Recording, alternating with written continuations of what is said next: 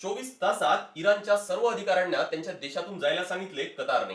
कारण काय? कारण इराणने कतारच्या जगातील सर्वात मोठी जी गॅस फॅसिलिटी होती रास लफान त्यावर अटॅक केलाय.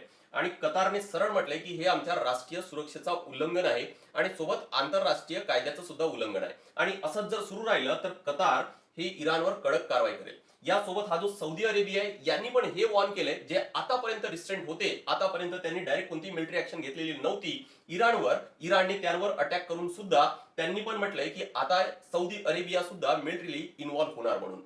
कुठेतरी पिक्चर आता हे असं लक्षात येत आहे की वन बाय वन जे मिडल ईस्ट मधील कंट्रीज आहेत ना ते पण पार्टिसिपेट करतायत, कारण इराण त्यांवर अटॅक करतोय. आता याचं कारण मी ऑलरेडी या आधीच्या एका व्हिडिओमध्ये डिस्कस केलेलं होतं. तर असे जर मल्टिपल कंट्रीज जर अजून जर इन्व्हॉल्व्ह झाले, अजूनपर्यंत इराणच्या बाजूने कोणी आलेलं नाहीये, म्हणजे रशिया किंवा चीन हा डायरेक्टली इन्व्हॉल्व्ह तर नाहीये, कदाचित इनडायरेक्टली त्याला मदत करत असेल पण डायरेक्टली नाहीये.